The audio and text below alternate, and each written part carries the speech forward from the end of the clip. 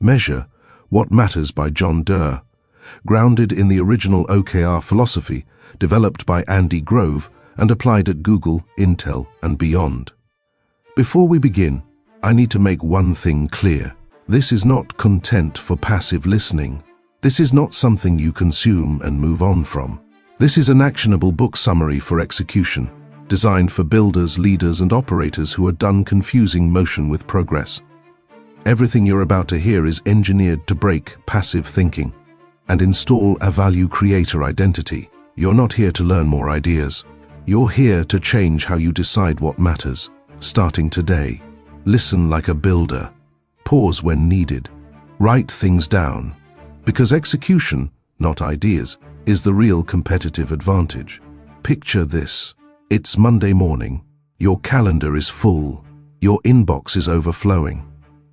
Everyone is busy, and yet, 3 months later, nothing meaningful has changed. Projects started, but not finished. Meetings happened, but no real outcomes. Goals were discussed, but quietly forgotten. No one is lazy. No one lacks intelligence. But somehow, effort keeps evaporating. So, here's the uncomfortable question. If everyone is working so hard, why does so little actually move? The book Measure What Matters by Doerr answers that question with brutal clarity. Its core idea is simple, but dangerous if misunderstood. What you measure determines what you become. Doerr learned this system from Andy Grove at Intel and later introduced it to Google when it was still a small startup above an ice cream shop. That system is called Objectives and Key Results, OKRs. OKRs are not a productivity hack. They are not a performance review tool. They are a thinking system for execution. In a world drowning in goals, OKRs force a single question. What matters most right now, and how will we know if it worked? Quick reminder before we go deeper. If this feels uncomfortable, that's a good sign. Clarity always threatens busy work. Stay with it.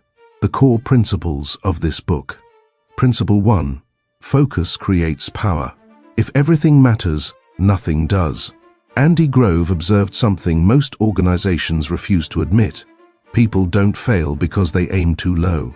They fail because they aim everywhere. OKRs force restraint. Only 3 to 5 objectives per cycle. No exceptions. Focus isn't about doing more. It's about deciding what you will not do. At Intel, engineers openly posted their OKRs. When random requests came in mid-quarter, they could say no, not defensively, but confidently. Their priorities were already public. Write one objective for the next 90 days. If it doesn't feel uncomfortable to ignore other things, it's not focused enough. Principle 2. Alignment multiplies effort. Alignment turns individual effort into collective force. Most teams don't lack talent, they lack direction. OKRs are public by design. Everyone sees everyone else's priorities. This transparency does something radical. It replaces guessing with coordination. At Google, engineers could trace their work sideways, not just upward. They could see how their code connected to product goals, company goals, and user impact. That visibility created ownership, not control. Share your objective publicly with your team. Ask one question. What does this require from others, and what do they need from me? Principle 3. Measurement drives honesty. What gets measured gets confronted. Key results are not tasks. They are evidence. A key result must end arguments. You either hit it or you didn't. No narratives, no excuses. Intel graded OKRs quarterly on a 0 to 1 scale. A 0.7% wasn't failure. It meant the goal was ambitious enough. Perfect scores were suspicious. Rewrite one goal as a measurable outcome. If it doesn't include a number, it's not a key result. Principle 4. Stretch reveals capability. You discover limits only by aiming past them. OKRs separate committed goals from aspirational goals. Committed goals must be hit. Aspirational goals are designed to stretch thinking.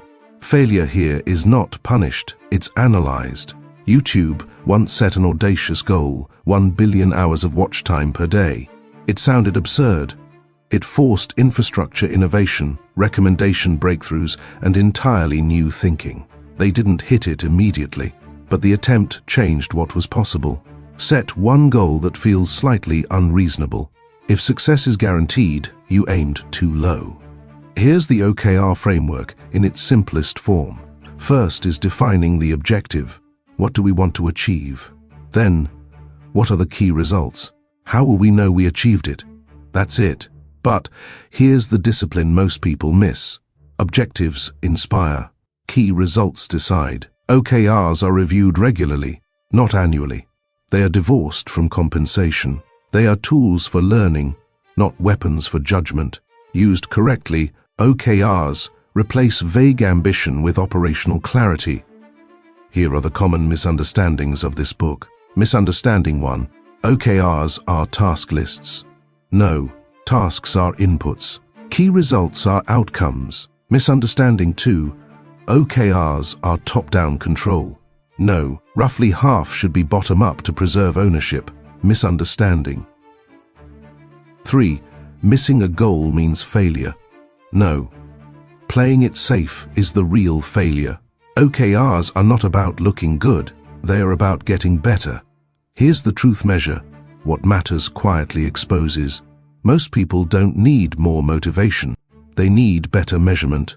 Clarity beats intensity. Alignment beats effort. Execution beats intention. For the next 7 days, stop asking, "Am I busy?"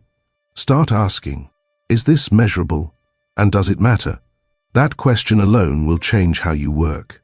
And here are the 7 days execution challenge. Day 1, write one 90-day objective. Day 2, define 3 measurable key results. Day 3, make it public. Day 4, eliminate one task that doesn't support it. And Day 7, grade yourself honestly. At this point, take time to answer this following questions. 1. What am I currently measuring that doesn't actually matter? 2. Where has lack of clarity been disguised as hard work? And here is your first mission. Explain OKRs to a teammate without using the words goal or task. If you can teach it simply, you understand it deeply. If you want to go deeper, this actionable book summary for execution was built specifically to turn ideas into behavior, not summaries, not highlights, execution systems, designed by the top 1% for people who build. If you're done being a passive reader and ready to operate differently, this is your next step. Execution is a skill, and skills can be trained.